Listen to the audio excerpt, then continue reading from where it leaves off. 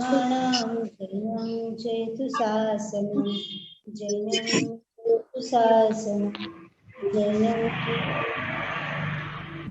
अनंतानंद परमेश्वरी भगवान की जय। दयादिदेव श्री खजानाधिनाथ भगवान की जय। परम पूज्य गणाचार्य गुरुदेव श्री विराट सागर जी महाराज की जय। परम पूजनीय चुलिका माँ 105 स्मिता श्री बेगम्या श्री माता जी की जय।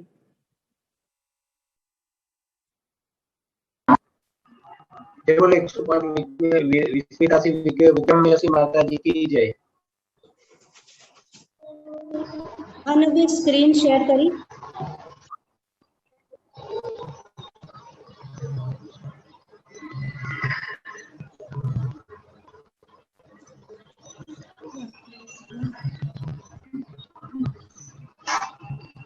स्क्रीन शेयर कर दी?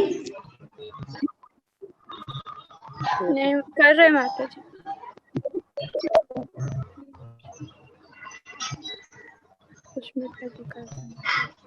ठीक, अपन कल क्षायिक सम्यक्त्व देख रहे थे।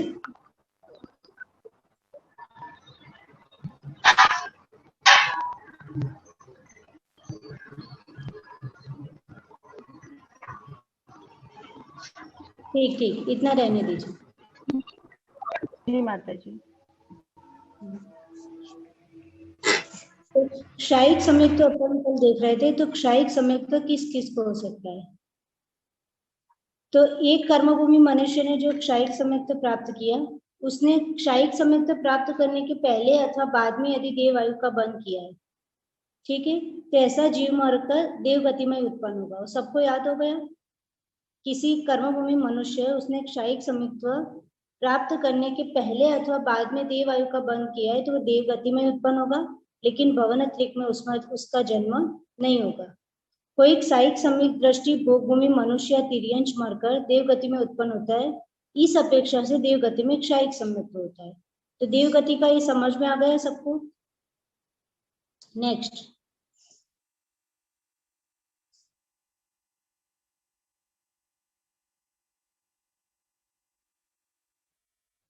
सुष्मिता जी नेक्स्ट।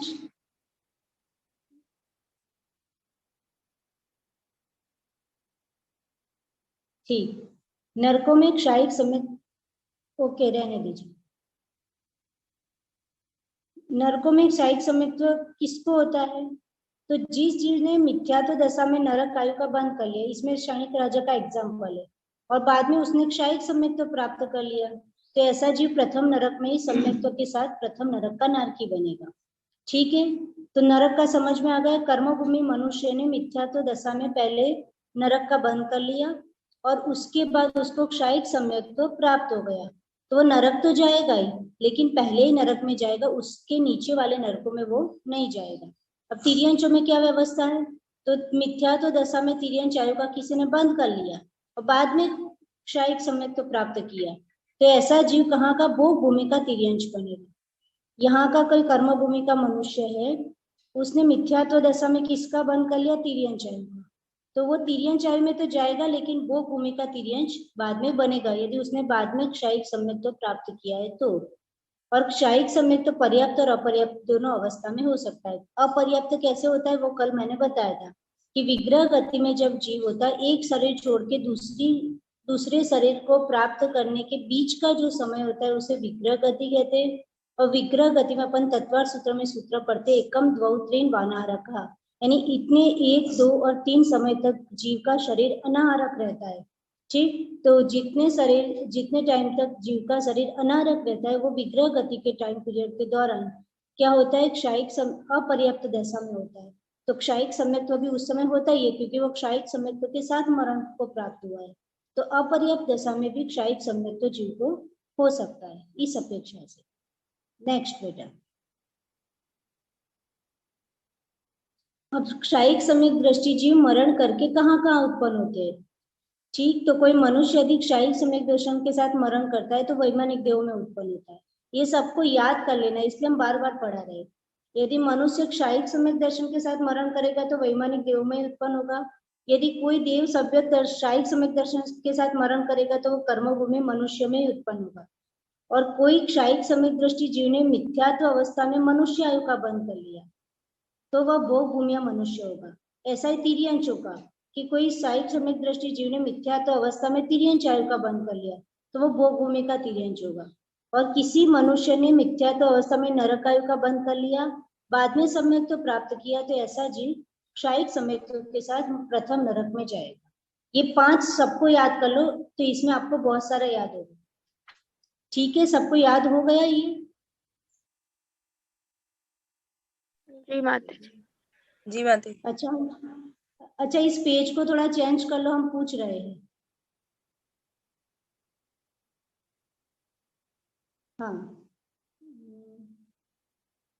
हाँ श्रद्धा भाभी बताइए। कोई जीव यदि कर्म भूमि मनुष्य है, वो क्षयिक सम्यक दृष्टि पहले मिथ्यात्व अवस्था में तिर्यंश आयु का बंध करता है और फिर क्षयिक सम्यक दर्शन प्राप्त करता है, तो वो कहाँ जाएगा?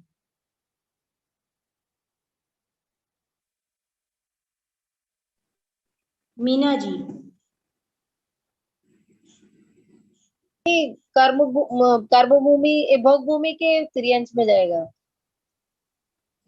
भोग भूमि में तिर्यंश में जाए, भोग भूमि के तिर्यंश में जाएगा। ठीक, गुड। विधि दीदी, यदि कोई जीव ने मिथ्यात्व अवस्था में नरक आयु का बंध किया और बाद में क्षयिक सम्यक तो प्राप्त किया, तो वो कहाँ जाएगा? माता जी वो पहले नरक तक जाएगा। वेरी गुड, यानी सब याद कर रहे हैं। ठीक, प्रथम नरक में जाएगा। फिर तीसरा, यदि कोई कर्म भूमि मनुष्य ने देव आयु का बंध, मिथ्यात्व अवस्था में देव आयु का बंध कर लिया और उसके बाद क्षयिक सम्यक दर्शन प्राप्त करता है, तो वो कहाँ पे जाएगा? माता जी वैमानिक देव बनेगा। कर्म भूमि का जीव यानी देव आयु का बंध कर लिया है पहले अथवा बाद में उसने क्षयिक सम्यक को प्राप्त किया, तो वो वैमानिक देव बनेगा। अच्छा, पूर्वी भवनत्रिक में जन्म होगा उनका? नहीं होगा। हाँ, भवनत्रिक में जन्म नहीं होगा, वैमानिक देव में उनका जन्म होगा। ठीक है। और कोई देव गति का जीव क्षयिक सम्यक दृष्टि देव है, वो मनुष्य गति, वो मरण करके मनुष्य गति में आ सकता है कि नरक में भी जा सकता है? मनुष्य नहीं आएगा। हाँ, कोई क्षयिक सम्यक दृष्टि जीव है तो वो मर करके वो कौन सी गति में आएगा? मनुष्य गति में ही आएगा। ठीक है ना? और क्षयिक सम्यक्त्व अपर्याप्त दशा में कैसे हो सकता है?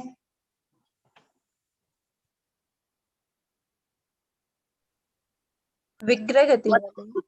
मतलब मरने के बाद विग्रह गति के बीच में दूसरी पर्याय प्राप्त करने के बीच की अवस्था को विग्रह गति कहते हैं। उतने में वो क्षयिक सम्यक दर्शन प्राप्त कर सकता रहता है उसका।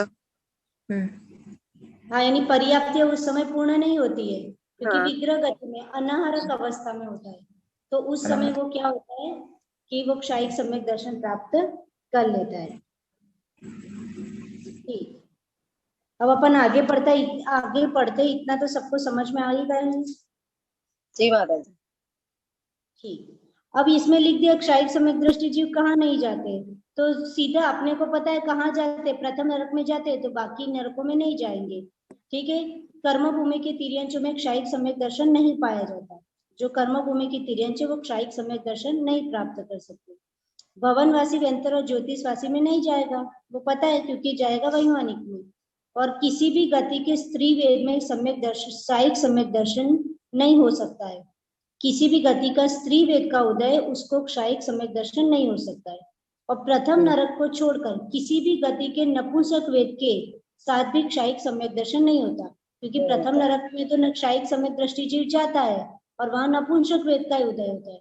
लेकिन बाकी कोई भी गति का नपुंसक वेद का उदय है किसी भी जीव का, तो उसको क्षयिक सम्यक दर्शन नहीं रहेगा। ठीक, अब नेक्स्ट, कितना सबको आ गया ना समझ में? और ढाई द्वीप के बाहर के क्षयिक सम्यक दृष्टि तिर्यंश होते हैं, तो होते हैं, क्योंकि ढाई द्वीप के बाहर भी भोग भूमि है, तो वहां पे भोग भूमि में क्षयिक सम्यक दृष्टि तिर्यंश रहते हैं। प्रथम नरक में क्षयिक सम्यक दृष्टि जीव कितने हैं? तो प्रथम नरक में क्षयिक सम्यक दृष्टि जीव असंख्यात है। कितने जीव है? एक दो नहीं है, श्रेणिक राजा अकेला नहीं है। तो श्रेणिक राजा का अपने को नाम पता है क्योंकि उनकी कथा पड़ी हुई है। बाकी कितने असंख्यात क्षायिक सम्यक दृष्टि जीव कहाँ पर है? प्रथम नरक में। और क्षायिक सम्यक दृष्टि जीव अधिकतम संसार में कितने काल तक रह सकते हैं? ये कोई कल पढ़ाया था, कोई घटित करके बताएगा क्या? बताएं माता जी। हाँ नव्या बताओ। माता जी, मनुष्य की उत्कृष्ट आयु होते एक पूर्व कोटि। तो किसी जीव ने मनुष्य पर्याय में जन्म लिया तो अपनी एक पूर्व कोटि आयु पूर्ण करेगा, लेकिन उसमें 8 वर्ष अंतर्मुहूर्त कम बाद उसे सम्यक्त प्राप्त होगा।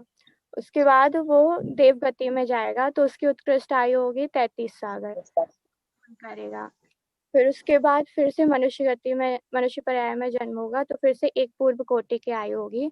पर यहाँ पे 8 वर्ष अंतर्मुहूर्त कम नहीं होंगे क्योंकि क्षायिक सम्यक तो कंटिन्यूअसली चलता है, छूटता नहीं है।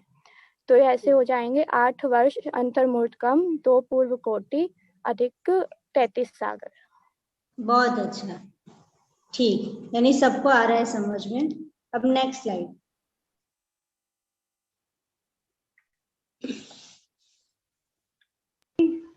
ये कोई कम से कम वाला नहीं कि कम से कम कितने समय तक रहेगा, जैसे अधिक से अधिक वाला तो आपने ये बताया। कम से कम कितने समय तक रहता है क्षायिक सम्यक दृष्टि जीव? इसका कुछ नहीं है। क्षायिक सम्यक दृष्टि का मिनिमम काल 1 सेकेंड।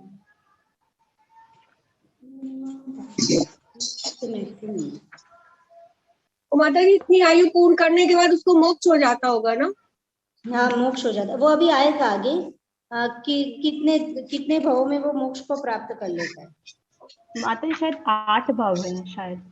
बहुत सारे 3 भाव भी है, 8 भाव, 4 भाव भी है ना। मैक्सिमम शायद यदि कर्म भूमि का मनुष्य क्षायिक सम्यक दर्शन है तो वो उसी भाव से भी मोक्ष को प्राप्त। हाँ ठीक है, तो ऐसे वो आएगा कितने कैसे कैसे कौन कौन से भाव लेगा। 1 भाव, 3 भाव भी आते हैं और 4 भाव भी आते हैं। अच्छा ठीक, वो मिनिमम वाला देख के बता रहे हैं अब। हाँ हाँ जी, हाँ माता जी, हाँ ठीक, तब तक आगे पढ़ते। क्षायिक सम्यक्तों का संसारी अवस्था में उत्कृष्ट काल कैसे बनता है, ये तो अपन ने पढ़ चुके हैं ऑलरेडी। 8 वर्ष कम अंतर्मुहूर्त कम वाला है। ठीक, अब जो ये पूर्व शब्द आया था तो उसको पूर्व को यहाँ हमने बता दिया कि पूर्व 1 कोटि पूर्व कैसे होता है।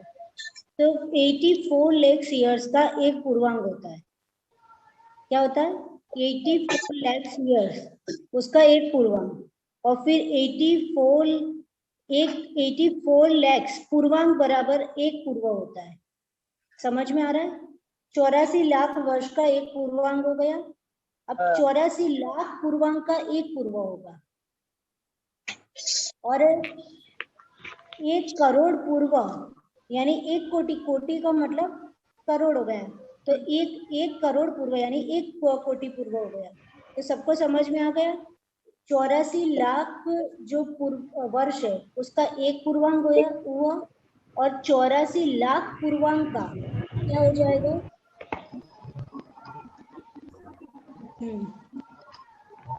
हाँ आ गया। सम्यक दृष्टि जीव संसार में कितने भाव तक रह सकता है, जो सबका क्वेश्चन था। तो क्षायिक सम्यक दृष्टि जीव है वो कम से कम 1 भाव तक संसार में रहता है। अभी हमने बोला था उसी भाव से, है ना, उसी भाव से वो मुक्ति को प्राप्त कर लेता है। और देव आयु का बंद होने पर वो तीसरे भाव से मुक्त होता है। जैसे अभी अपन ने देखा था कि कर्म भूमि का मनुष्य था, फिर क्या बना? देव बना, और उसके बाद फिर से वो क्षायिक सम्यक दृष्टि जीव जो देव बना था वो फिर मनुष्य में आया, और फिर उस समय वो मोक्ष को प्राप्त कर सकता है। यानी समझ में आया? क्षायिक सम्यक दृष्टि जीव उसी भाव से मोक्ष, क्षायिक सम्यक दर्शन भी प्राप्त किया और उसी को मोक्ष को प्राप्त कर सकता है। ठीक है, दूसरा क्या होता है कि उसने देव आयु का बंद किया, मनुष्य से गया देव आयु में, और देव आयु में से फिर से मनुष्य में आएगा। वो तो नियम ही है कि क्षायिक सम्यक दृष्टि देव आयु में से फिर मनुष्य में आता है। तो मनुष्य गति में आए और फिर उस समय साधना करके वो मोक्ष को प्राप्त करेगा, और देव आयु का बंद होने पर तीसरे भाव में मुक्त हो जाते। सम्यक जो कि पहले यदि नरक आयु का बंद कर लिया है तो वो तीसरे भाव में मुक्त हो जाएंगे। किसने किया था? क्षणिक राजा ने। तो क्या हुआ कि नरक आयु का बंद किया तो वो गए नरक में गए, प्रथम नरक में, और फिर वहां से निकलेंगे और तीसरे भाव में उनको क्या हो जाएगा, मोक्ष प्राप्त हो जाएगा। सम्यक्त्व होने के पहले यदि मनुष्य या तिर्यंच आयु का बंध किया हो तो वो चौथे भाव में मुक्त होंगे, सबके नियम है। यदि क्षयिक सम्यक्त्व होने के पहले उन्होंने मनुष्य या तिर्यंच आयु का बंध कर लिया तो वो चौथे भाव में क्या हो जाएंगे, मोक्ष हो जाएगा। सम्यक्त्व होने के पहले यदि उन्होंने नरक आयु का बंध कर लिया तो वो तीसरे ही भाव में मोक्ष हो जाएंगे, ठीक है। और सम्यक्त्व होने उसने देव गति का बंध कर लिया है तो वो तीसरे भाव में मोक्ष हो जाएंगे। और कोई जीव होते हैं तो उसी भाव से मोक्ष को प्राप्त हो सकते हैं, लेकिन चौथे भाव का उल्लंघन नहीं होता, यानी चौथे भाव से ज्यादा वो जीव संसार में नहीं भटकेगा, चौथे भाव में वो जीव मोक्ष को प्राप्त कर लेगा, ठीक है माता जी। जैसे हाँ जी। जीव त्रियंच गति में रहेगा तो फिर उसको चौथा भाव कैसे लगेगा, मतलब त्रियंच के बाद किस में जाएगा, फिर किस में जाएगा, फिर किस में जाएगा, चार भाव कैसे होंगे? नहीं, पर उसके पास सम्यक्त्व है ना। अब जैसे कोई जीव कर्म भूमि का क्या होगी, मतलब त्रियंच के बाद देव जाएगा, देव के बाद मनुष्य होगा, फिर देव होगा, फिर मनुष्य होगा, ऐसे चौथे भाव होगा। एक मिनट, आपकी आवाज थोड़ी स्लो आ रही है, फिर से बोलिए।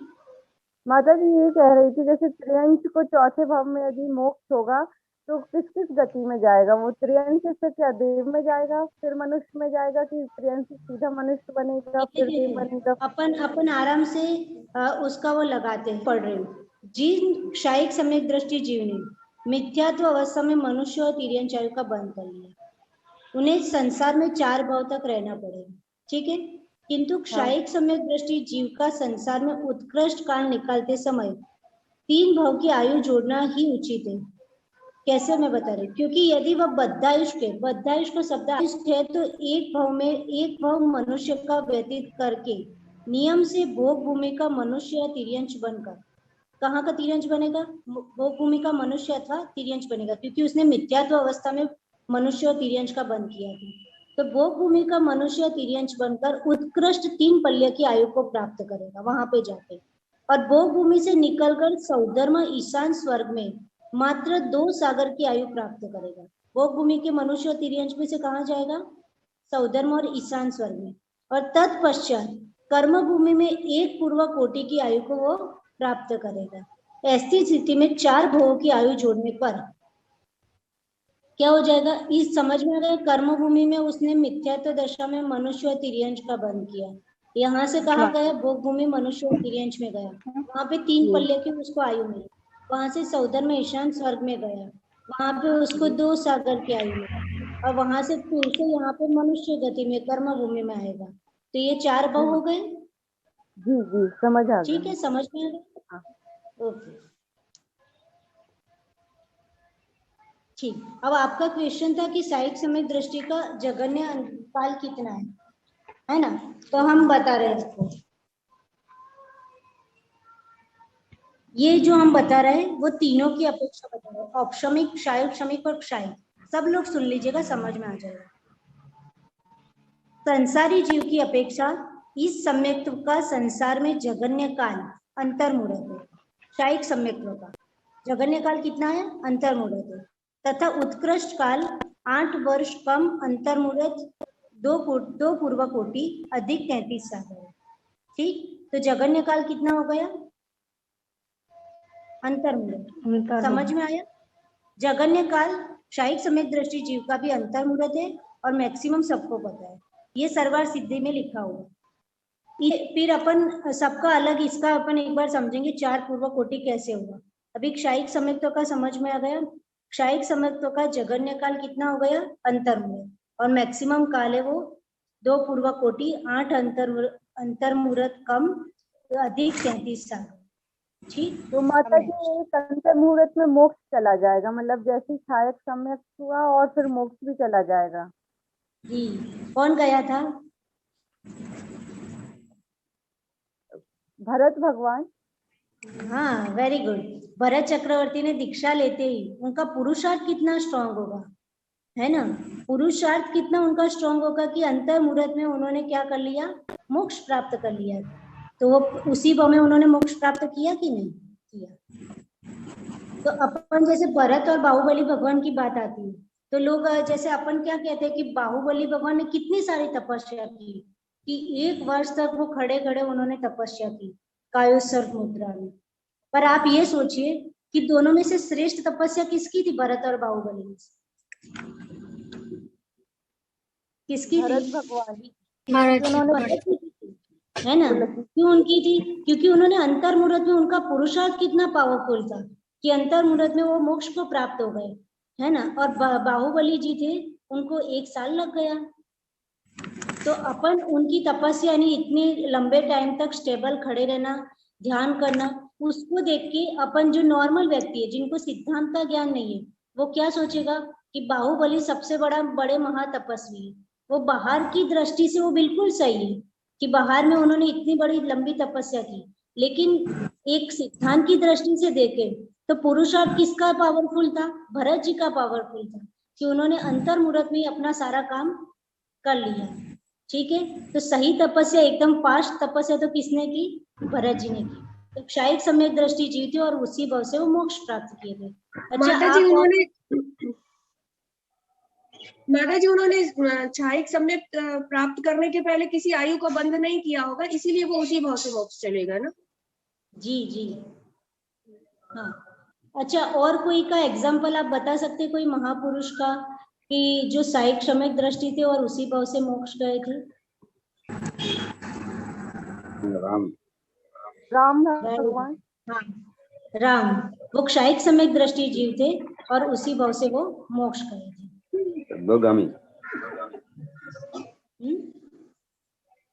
तद्भव मोक्षगामी। अब नेक्स्ट पढ़ते हैं, सम्यक दृष्टि जीव संसार में सबसे अधिक कहाँ पर है?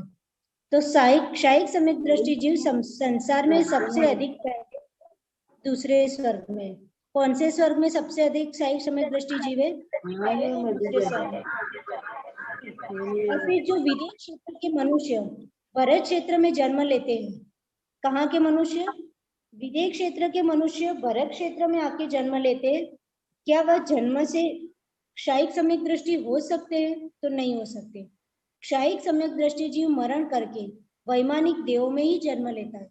यानी कोई मनुष्य है, ठीक है, और उसने मरण करके वो जन्म लेगा क्षायिक सम्यक दृष्टि जीव, तो कहाँ पे जाएगा? वैमानिक देव में ही जाएगा।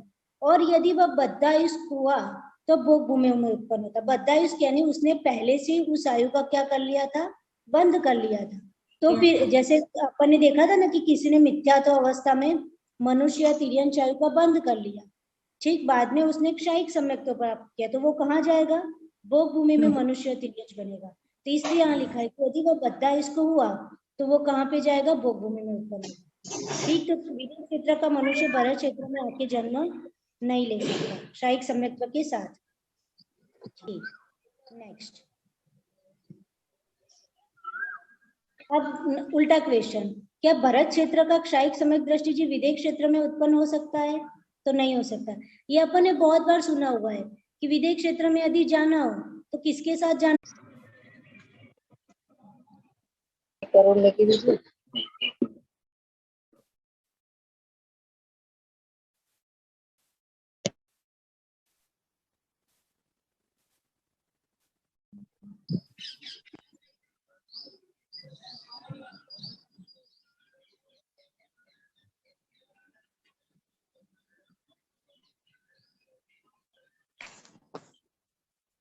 तो आवाज नहीं आ रही है।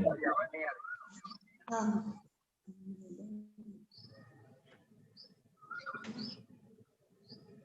अब क्वेश्चन स्क्रीन शेयर करो बेटा, कि भरत क्षेत्र का क्षायिक सम्यक दृष्टि जीव क्या विदेश क्षेत्र में उत्पन्न हो सकता है? तो नहीं हो सकता है, क्योंकि भरत क्षेत्र का क्षायिक सम्यक दृष्टि जीव नियम से मर करके वैमानिक देव में उत्पन्न होगा। ठीक है, और फिर यदि मिथ्यात्व अवस्था में उसने आयु का बंध कर लिया है तो वह भोग भूमि का मनुष्य तिर्यंश होगा, लेकिन विदेश क्षेत्र में नहीं जाएगा। जैसा नियम विदेश क्षेत्र से यहाँ आने के लिए था क्षायिक सम्यक दृष्टि के लिए, सेम नियम क्षायिक सम्यक दृष्टि कर्मभूमि मनुष्य का विदेश क्षेत्र में नहीं जाने के लिए नियम है। ठीक है, क्योंकि जैसे विदेश क्षेत्र भी कर्मभूमि है, विदेह क्षेत्र भी क्या है, कर्म भूमि है। वहां तीर्थंकर भगवान का जन्म होता है ना, जो जैन भूगोल पढ़े थे उनको पता है कि विदेह क्षेत्र भी कर्म भूमि है। और वहां पे भी अपनी जैसे भरत क्षेत्र में व्यवस्था है 5 मलेच्छ खंड और 1 आर्यखंड, वैसी सेम व्यवस्था भी विदेह क्षेत्र में। और एक विदेह में 32 उपविदेह है, यानी 32 नगर है। जैसे एमपी स्टेट है तो एमपी में जैसे 32, भारत जैसे भारत कंट्री है उसमें 32 सपोज स्टेट है, तो वैसे ही एक विदेह क्षेत्र में 32 उपनगरियां हैं और ऐसे 5 विदेह है। तो टोटल कितने उपविदेह हो गए, 32 इंटू 5 160। ठीक है, तो 160 उपविदेह है और हर एक 160 उपविदेह में एक एक तीर्थंकर होता है। 5 मलेच्छ खंड और 1 आर्यखंड है। तो हर एक जगह एक एक तीर्थंकर भगवान का जन्म हो सकता है। तो अपन जो बोलते हैं ना कि अजीतनाथ भगवान के काल में 170 तीर्थंकर हुए, वो कैसे हुए कि हर एक विदेह क्षेत्र की एक एक नगरी यानी 160 नगरी के हर एक कार्यखंड में 160 तीर्थंकर भगवान थे। और उसी समय भरत क्षेत्र में अजीतनाथ भगवान थे। ठीक है, यानी जम्बू द्वीप के भरत क्षेत्र में अजीतनाथ भगवान थे और उसी समय भरत क्षेत्र भी 5 है। आप लोग पूजन में बोलते हो ना 5 भरत 5 ऐरावत, तो 5 भरत क्षेत्र में एक एक थे और ऐसे ऐरावत भी 5 है। तो हर एक ऐरावत क्षेत्र में के आर्यखंड में भी एक एक थे, तो 5 भरत के और 5 ऐरावत 10 ये हो गए और 160 विदेह के हो गए। तो एक साथ कितने तीर्थंकर हो सकते हैं ऐसे, 170 हो जाएंगे। तो इस तरह से तो जब यहाँ कर्म भूमि का मनुष्य होता है वो वहां पे जाता है तो वो मिथ्यात्व के साथ ही जाता है विदेह क्षेत्र में। और ये अपन ने कई बार सुना हुआ है, यानी कई लोग बोले चलो विदेह क्षेत्र में से तो साक्षात केवली भगवान है और केवली भगवान की अपने को दिव्य ध्वनि सुनने मिल जाएगी, वहां तो हमेशा चतुर्थ काल ही रहता है तो अपन वहां। लेकिन यहाँ से कर्म भूमि से वहां जाने के लिए फिर जीव को मिथ्यात्व के साथ ही जाना पड़ेगा। यदि वो क्षायिक सम्यक दृष्टि जीव है, ठीक है, तो वो फिर वहां पे नहीं जाएगा, उसका जन्म होगा वैमानिक देह में।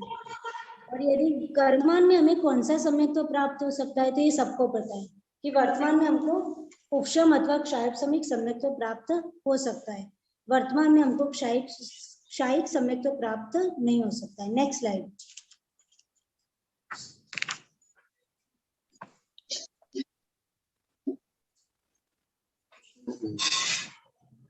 क्षायिक सम्यक दृष्टि क्षायिक सम्यक्त्व किन जीवों को कहीं कहाँ उत्पन्न हो सकता है। ठीक है, तो क्षायिक सम्यक्त्व है कर्म भूमि के मनुष्य को प्राप्त हो सकता है, लेकिन उसकी पूर्णता किसी भी गति में हो सकती है। क्या बोला, क्षायिक सम्यक्त्व कहाँ कर्म भूमि के मनुष्य को प्राप्त हो सकता है, उसकी पूर्णता किसी भी गति में हो सकती है। अब बताया किसी मनुष्य ने मिथ्यात्व अवस्था में मनुष्य या तिर्यन आयु का बंद कर दिया हो और बाद में क्षायिक सम्यक दृष्टि बनाओ, ऐसा जीव मरण करके भोग भूमि में मनुष्य या तिर्यन होता है, ये सबको पता है। यदि नरक आयु का बंद कर लिया हो तो वो प्रथम नरक में जाएगा और देव आयु का बंद कर लिया हो तो देव वैमानिक देव में उत्पन्न होगा। और क्षायिक सम्यक दृष्टि जीव केवली या शुद्ध केवली के पादमूल में क्षायिक सम्यक दर्शन को प्राप्त करते हैं। ये हो चुका है। नेक्स्ट। माता जी, क्या भोग भूमि में क्षायिक सम्यक हो सकता है? नहीं बताओ, कर्म भूमि होगा तो मनुष्य अपने कर्म भूमि के मनुष्य को, है ना। पर जैसे क्या हुआ कि सपोज किसी जीव ने क्षायिक सम्यक तो होने के पहले मनुष्य गति या तिर्यंश गति का बंद कर लिया, ठीक है, मिथ्यात्व अवस्था में मिथ्यात्व अवस्था थी और मनुष्य या तिर्यंश गति का बंद कर लिया। अब उसके बाद उसको क्या हुआ, क्षायिक सम्यक हुआ। तो अब क्षायिक सम्यक का प्रभाव बहुत तगड़ा है, तो क्षायिक सम्यक के प्रभाव से एक बार जो आयु का बंद हो जाता है वो कभी चेंज नहीं होती, तो उसको मनुष्य और तिर्यंश में तो जाना पड़ेगा। लेकिन कौन से मनुष्य और तिर्यंश बनेगा, वो भोग भूमि के मनुष्य और तिर्यंश बनेगा। तो क्षायिक सम्यक तो उसके साथ कांस्टेंट होगा, भोग भूमि के मनुष्य और तिर्यंश बनने के बाद भी क्षायिक सम्यक तो उसके साथ रहेगा और फिर वहां से मर करके पहले और दूसरे स्वर्ग में जाएगा और फिर वहां से कर्म भूमि के मनुष्य में आके साधना करके मोक्ष प्राप्त करेगा। ठीक, अब आ गए वर्तमान में क्षायिक सम्यक तो क्यों प्राप्त नहीं हो सकता, तो ऑलरेडी अपने को पता है केवली और शुद्ध केवली का पादमूल का अभाव है, इसलिए नहीं हो सकता। ठीक है, और क्षायिक के चारित्र किसे कहते हैं, तो चारित्र मोनिय की 21 प्रकृतियों के क्षय से होने वाले चारित्र को क्षायिक चारित्र कहते हैं। और वो ऊपर के गुणस्थान में होता है 8, 9, 10, 11, यानी यहाँ 12 लिखा है, 8, 9, 10, 12, 13 और 14, ठीक है, क्योंकि क्षायिक शब्द है। 11वां इसलिए नहीं लिखा है कि 11वां उपशम श्रेणी है, और उपशम श्रेणी में चढ़ा हुआ जीव नियम से नीचे उतरेगा ही उतरेगा। अंतर्मुहूर्त में उपशम श्रेणी का जीव नियम से नीचे उतर जाएगा, ठीक है ना, वो आगे फिर ऊपर नहीं जाएगा, उसको छठे गुणस्थान में आकर फिर वो तपस्या करेगा, फिर श्रेणी चढ़ेगा, फिर कहीं 12वें गुणस्थान में क्षपक श्रेणी में जाएगा, फिर आगे बढ़ पाएगा। इसलिए क्षायिक चारित्र वाला जीव 8वें, 10वें, 12वें, 13वें और 14वें गुणस्थान में क्षायिक हो सकता है। हाँ।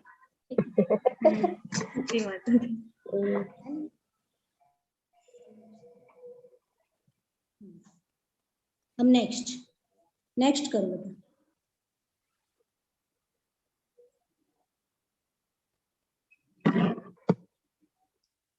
क्या मिथ्यात्व गुणस्थान से क्षायिक सम्यक्त प्राप्त किया जा सकता है? नहीं, मिथ्यात्व गुणस्थान से डायरेक्ट क्षायिक सम्यक्त प्राप्त नहीं किया जा सकता, है ना। पहले क्षायिक सम्यक्त प्राप्त करके ही क्षायिक सम्यक्त प्राप्त किया जा सकता है, अपन ने पढ़ा हुआ है, ठीक है। क्योंकि जैसे अनादि मिथ्या दृष्टि जीव होगा वो प्रथमोपम सम्यक्त प्राप्त करेगा, है ना, फिर क्षायोपशमिक सम्यक्त प्राप्त करेगा, और फिर क्षायिक सम्यक्त प्राप्त करेगा। डायरेक्ट मिथ्यात्व गुणस्थान से क्षायिक आज अपन इतना रखते हैं। असंयत सम्यक्त कौन सा है? जिसके व्रत नहीं है। अपन ने तो 3 पढ़े थे ना माता जी, औपशमिक, क्षायोपशमिक और क्षायिक। असंयत सम्यक दृष्टि यानी चौथे गुणस्थान वर्ती जी, अविरत सम्यक दृष्टि। अच्छा, ठीक। जैसे पहले गुणस्थान का नाम क्या है? गुणस्थान के नाम समझ लो तो आपको इजी हो जाएगा। दूसरे गुणस्थान का सासाधन, ठीक है। तीसरे गुणस्थान का मिश्र, ठीक है। मिश्र यानी मिथ्यात्व और सम्यक दोनों का उदय रह सकता है ना, वो अपन ने पढ़ा था, दही मिले गुड़ की तरह। फिर आगे चौथा सम्यक दर्शन, चौथा गुणस्थान कौन सा है? अविरत सम्यक दर्शन। आप लोग किस में आओगे? अविरत सम्यक, यानी जिनके व्रत नहीं है वो किस में आ जाएंगे? अविरत सम्यक दृष्टि। फिर पांचवा गुणस्थान किसका है? देश व्रती का, ठीक है, देश संयत, उसको क्या बोलते हैं? देश संयत। छठे गुणस्थान कौन सा है? महाव्रतियों के लिए वो कौन आ जाएंगे? प्रमत्त विरत, यानी महाव्रती है तो प्रमत्त का उद्भव उसमें होता है, तो वो प्रमत्त विरत। सातवां कौन सा आ जाएगा? अप्रमत्त विरत, यानी वो मुनियों का ही गुणस्थान लेकिन उसमें प्रमाद का अभाव होता है। 7 हो गए। फिर 8वां कौन सा आ जाएगा? अपूर्वकरण, है ना। अपन जब गुणस्थान पढ़ेंगे अभी खाली नाम पढ़ लो जिससे शब्द देख के आपको दिक्कत ना। अपूर्वकरण। फिर 9वां कौन सा आएगा? अनिवृत्तिकरण। हाँ, फिर 10वां कौन सा आएगा? सूक्ष्म सांप्राय, यानी सूक्ष्म 10वें गुणस्थान तक राग का सद्भाव, संज्वलन का, लोक कषाय का सद्भाव पाया जाता है, ठीक है। 10वां सूक्ष्म सांप्राय। 11वां उपशांत मोह, यानी मोह कषाय को क्या कर दिया? उपशांत कर दिया। फिर 12वां क्षीण मोह, मोह को टोटली क्या कर दिया? क्षीण कर दिया। 13वां संयोग केवली। संयोग केवली में कौन आएंगे? अरिहंत भगवान, उनका योग है ना, शरीर है उनका, संयोग केवली, ठीक है। और लास्ट 14 नंबर कौन से आएंगे? ठीक, इतना आप समझ में आ जाएगा, है ना। तो ये पूरे 14 गुणस्थान के नाम हो गए। तो इससे अपने को आगे जो जो शब्द आएंगे तो दिक्कत नहीं आएगी। आज इतना ही रखते हैं, अपन कल और आगे पढ़ेंगे। माता जी ये लास्ट वाली लाइन समझ नहीं आई, असंयत सम्यक वो कल अपन डिटेल में समझेंगे। अब 7 बज चुके हैं ना, कल समझ लेंगे। हाँ, इच्छा में मत। इच्छा ही माता जी। स्वास्थ्य अच्छा है ना? इच्छा ही माता जी। तो विक्रम में माता जी ने दर्शन कराओ। माता जी, हाँ जी। माता जी जैसे विदेश क्षेत्र में आप कह रहे हैं कि 32 नगरिया होती है और हर नगरिया में एक एक तीर्थंकर होते हैं, तो क्या और विदेश क्षेत्र में हमेशा 20 तीर्थंकर विद्यमान रहते हैं? जय माता तो क्या दी। एक जय माता दी। हाँ, आप पूछिए। तो एक मनुष्य क्या माता जी सभी तीर्थंकरों के दर्शन कर सकता है विदेश क्षेत्र का? जैसे हम लोग महाराज जी एक इन आचार्य के दर्शन कराए, फिर उनके कराए, फिर उनके कराए, ऐसे कि अलग अलग क्षेत्र के अलग अलग कोई दूसरे क्षेत्र में नहीं जाता।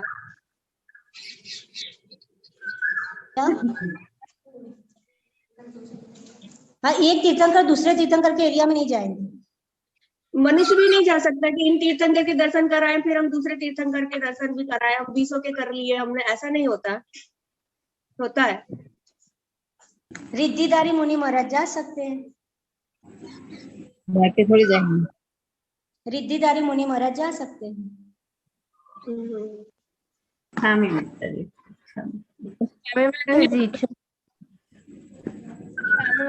स्वामी माता जी। जिन मणि के ज्ञान से सूझे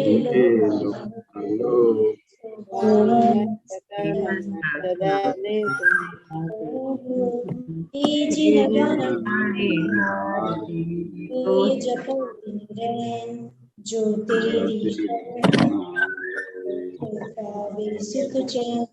देव बजू अरिहंत को दया धर्म पालो सदा यही जय बोले द्वादशांग जिन्होंने माता की जय। जय। दिगंबर श्री माता जी की जय। स्वामी माता जी। स्वामी माता जी। जय माता।